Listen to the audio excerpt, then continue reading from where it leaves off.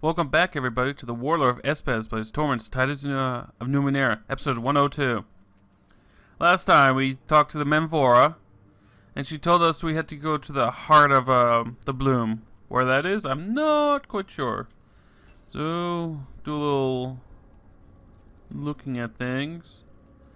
Maybe this guy knows. I have no idea. So I'll just talk to this guy and see what happens. You know stuff. Do you know where the heart is? A few more questions. How do I get to the heart of the Bloom? I'll remember that. He stares at you for a moment and licks his lips. At last he replies, I must admit, I do not know. This knowledge I have sought and failed to acquire. I can only suggest that you ask someone closer to the Bloom than I. Someone who is not the Menvora. You mentioned knowing about Malavats before. What else do you know about the cast-off and the changing god? You asked to plunder a great deal of knowledge, but I suppose you'll discover those things sooner rather than later. Now it would behoove me to have you think well of me. Again, the shark-like smile. But we should make your questions come one at a time.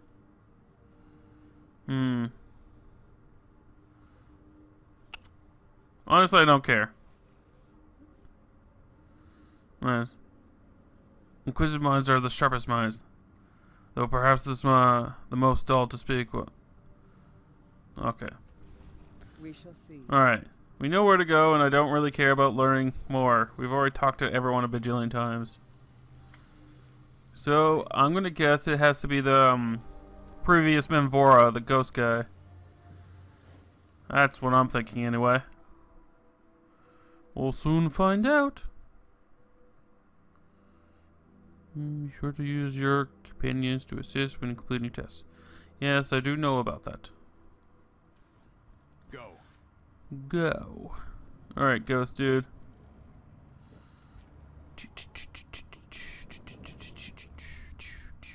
In this world, then. It's a good thing I am all healed up too, because I believe we're probably gonna have to fight in the guy, if I'm guessing right. You've been there before. Again, let's see.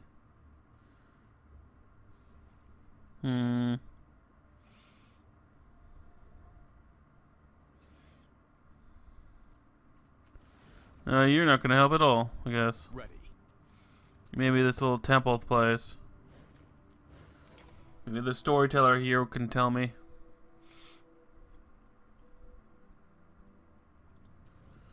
As you wish. Hey, one-armed lady.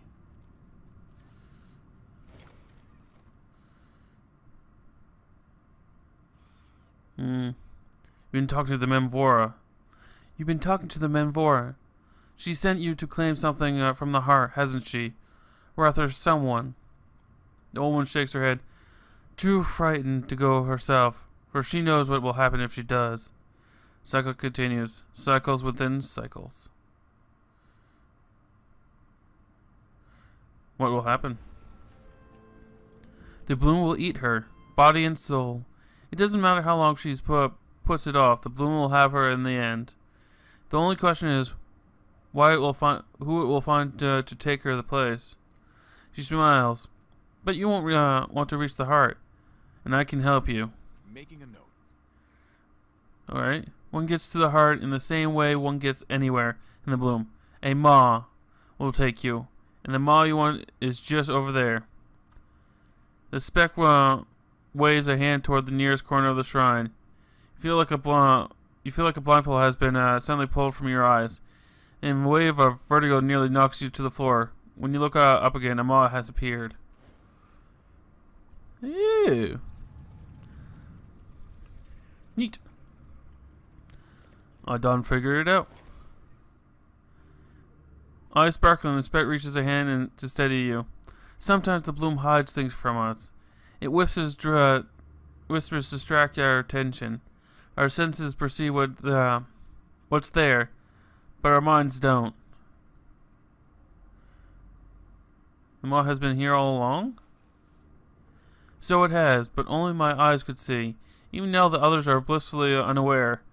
She gestures to the cultists. Some of them catch a glimpse now and then, but they whispers make them forget. Where does it lead? I'm assuming the heart. Exactly where you want to go. To the heart. To the source of all the whispers. What does it eat? I'll remember that. Predators. But only those who are feared above all others. A person, a creature. A maw doesn't care getting them into the maw. Getting them into the maw, that's the hard part. Let's take a look at the maw. A thick mass of flesh protrudes from the wall, surrounded by waving tendrils. It appears to be another maw, just as the spec told you. If this maw wants the predator, when it's found one, then it's found one. And by that I mean me. He turns to you with a, will it eat me? Please let it eat me.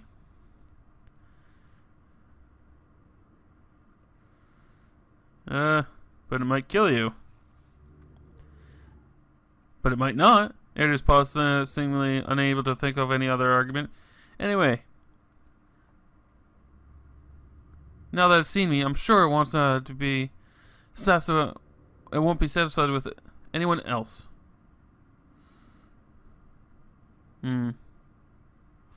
Observe the behavior of the bloom tongues. Watch the tendrils wave about, paying close attention to how they respond to those around you. Two of the three tongues seem interested in Callistes, stretching themselves in her direction. Some of her echoes observe the tongues with interest, while others seem fearful of them. A few tongues drift lazily toward Tiber. He stares at them, muscles tense, like a man making eye contact with his executioner.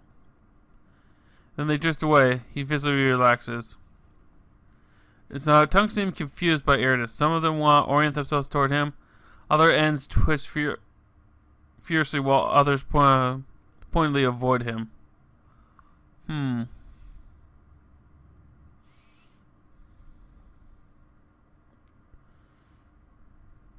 Yeah, let's try the jar, I guess, if it's an option. Offer the jar of iron wind to the maw. You draw out the battered metal jar and hold it aloft, well within the reach of the tongues. Nearby you hear a sharp intake of breath from the speck. Is that?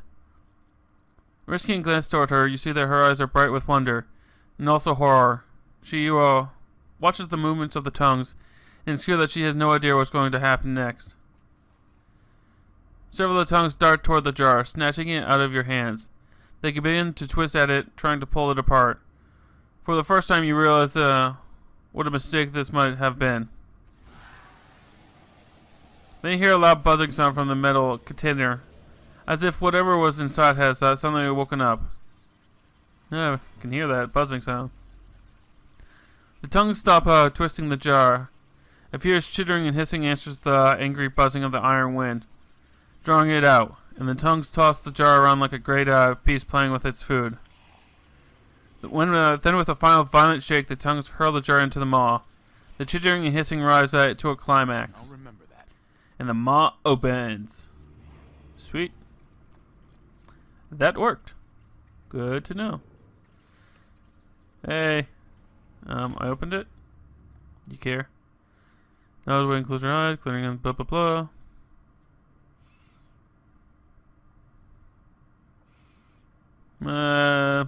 I don't really care. Let's go to adventure. To the heart of the bloom. Armor, blah blah blah.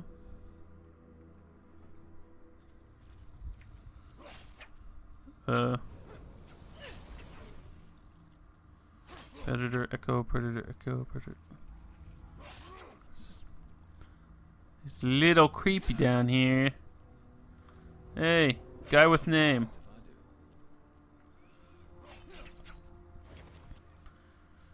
The man before you emanates the god Gloom. His body is emancipated, and though he's quite tall, his hunched posture makes him appear shorter.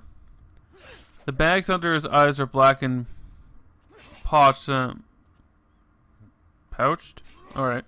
And his lips are almost comically downturned.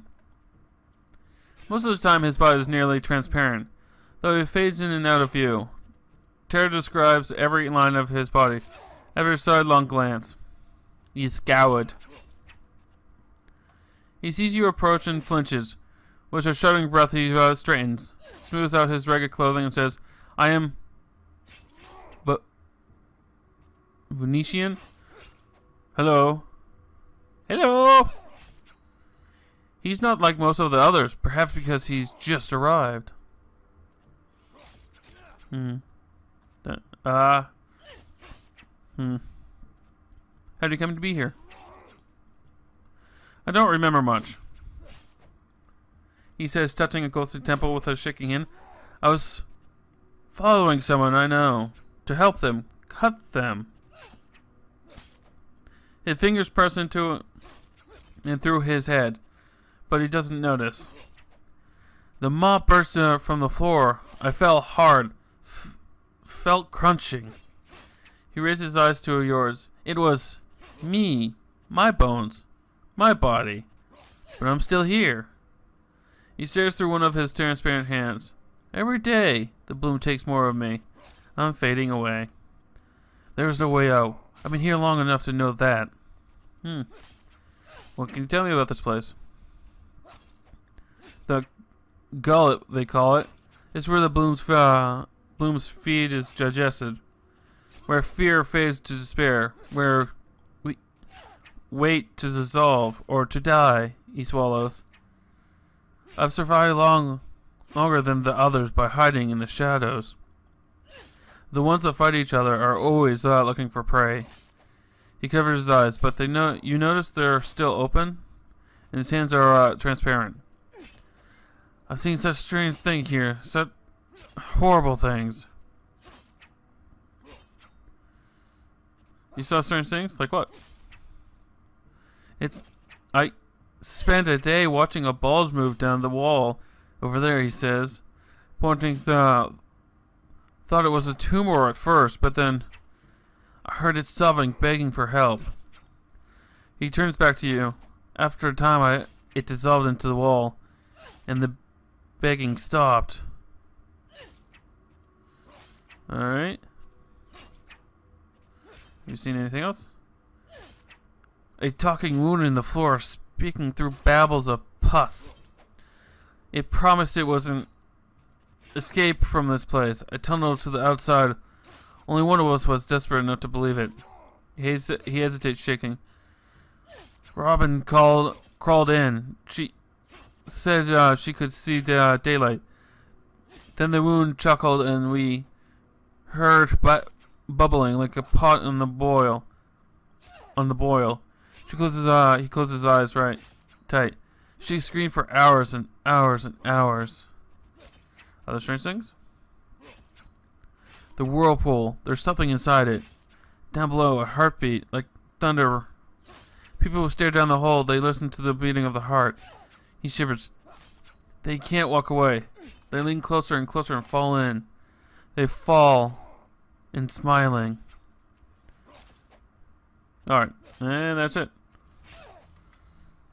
Okay. Tongue cluster.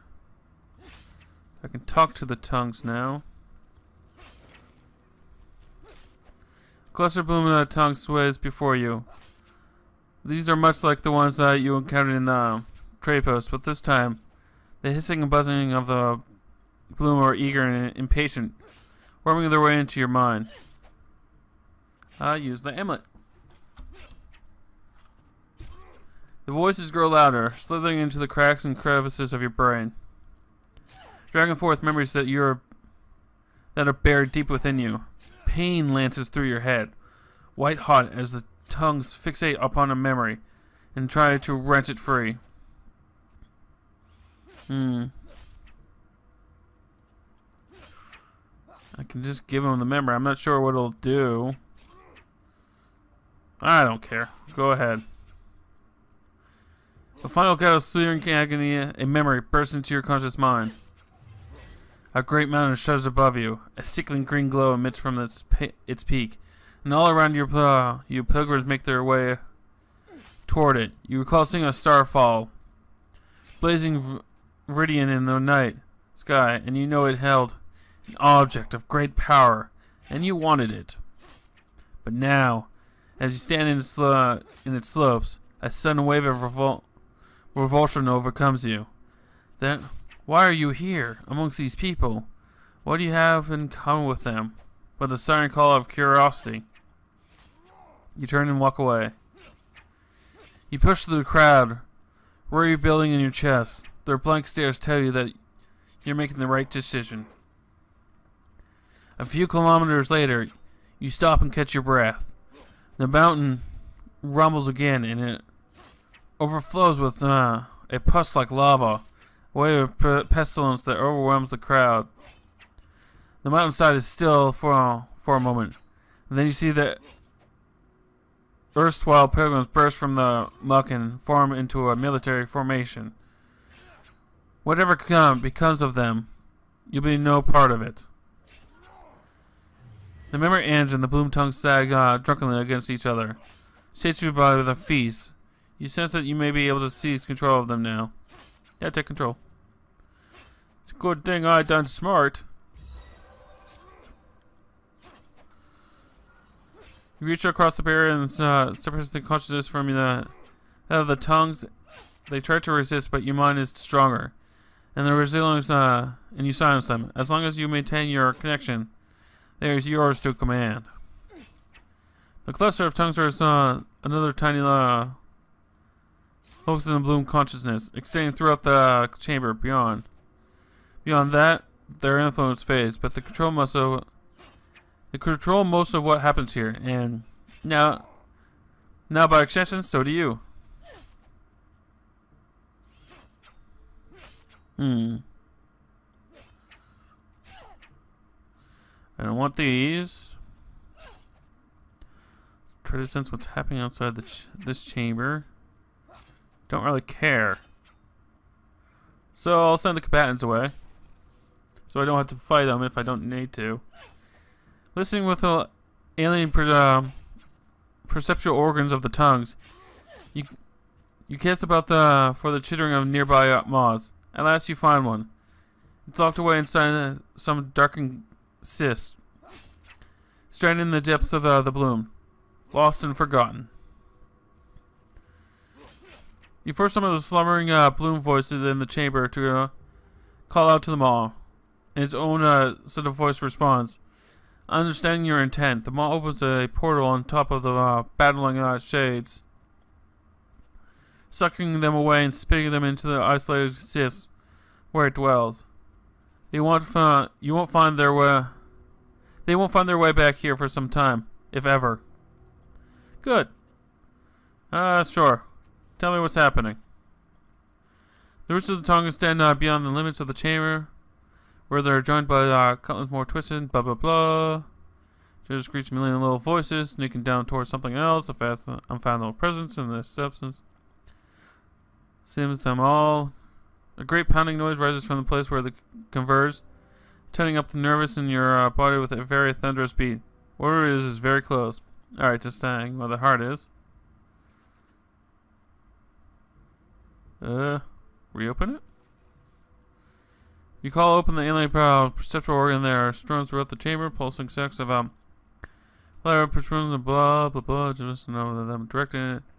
And you sign a portal that brought to you, secret maw has closed, or hidden itself perhaps, and go back. Okay. Can't go back. Alright. Well, at least those guys are gone. That's good. Hey, loot. I like loot. Let's see. What is this? Disruption blade. Physical. Windows drops disruption. -3 armor. Ooh. It's armor destroyer. Okay. It's a medium weapon. And it's melee. What do you have? Relativistic damage. No extra benefits. And you have physical damage that heals. I wonder, can I double sword it? No. Your sword does relativistic damage, which is interesting. I do like that. But this destroys armor. Oh, is this the right? No, that's the right sword.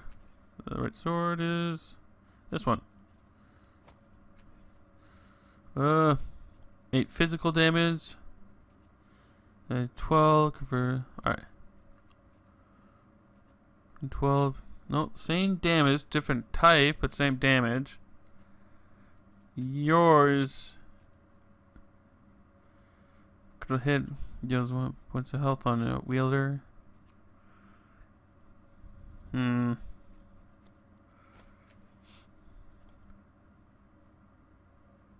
What is alright.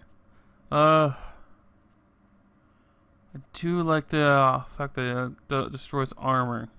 And he is my meat shield. So I think it's actually better if he has that. Yes. So I'll keep that. Let's see, I'm Murden. I'm always ready. Without doubt. Alright, hey Murden, what's up?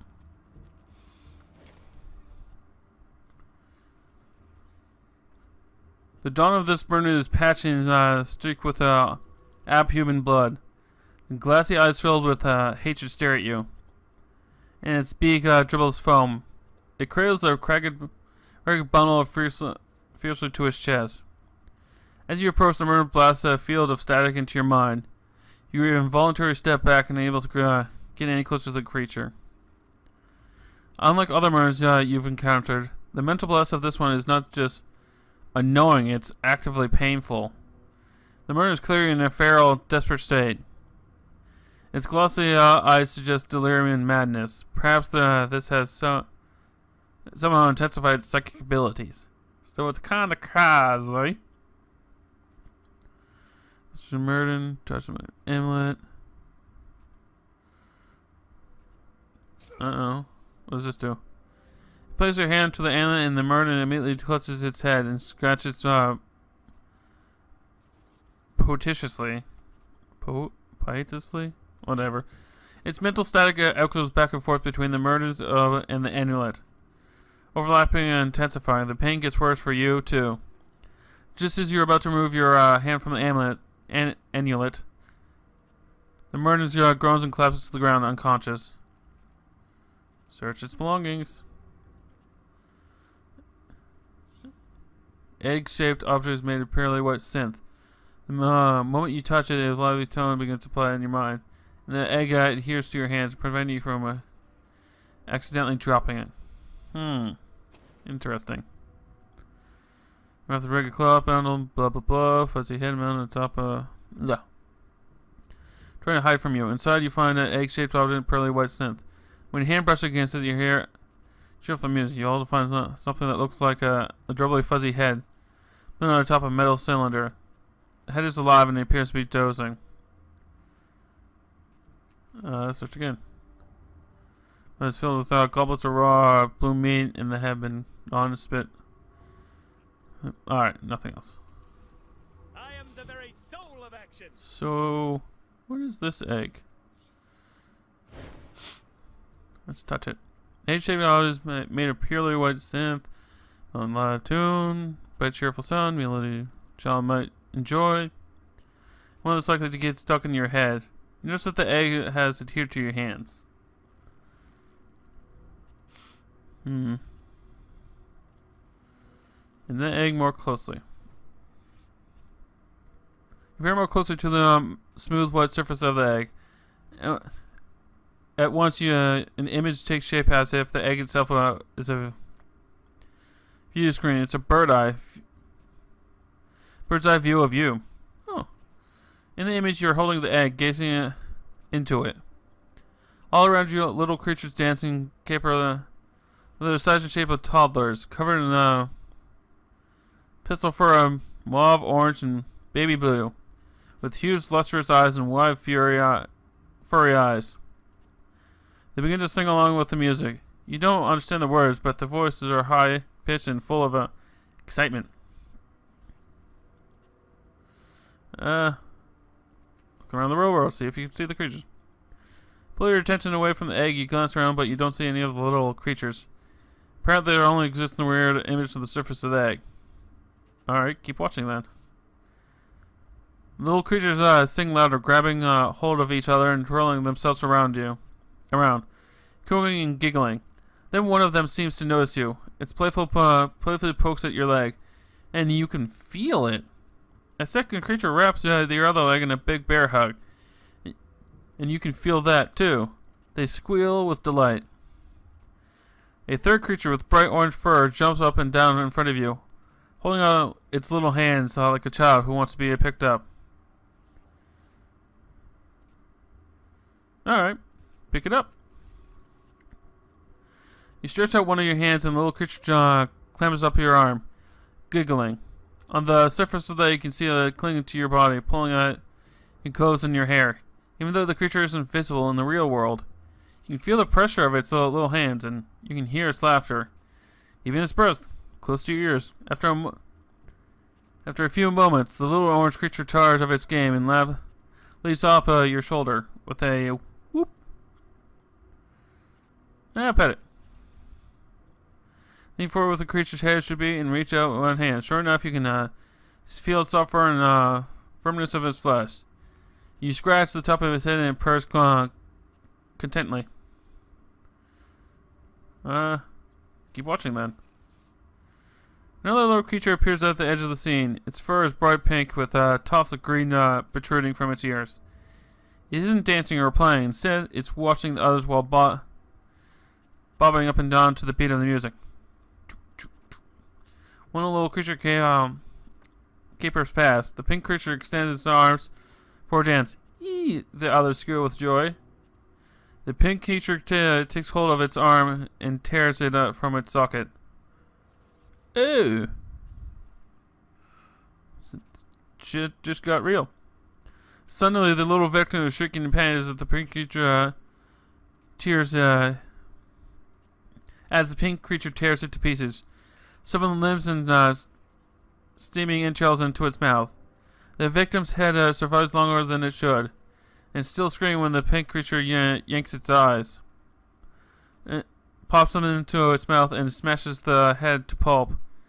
When it has finished, the pink creature looks directly at you.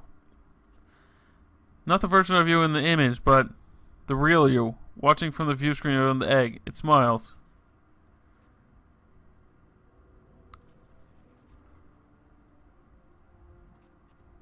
You know what?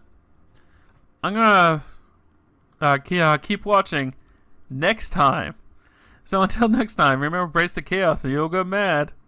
Bye.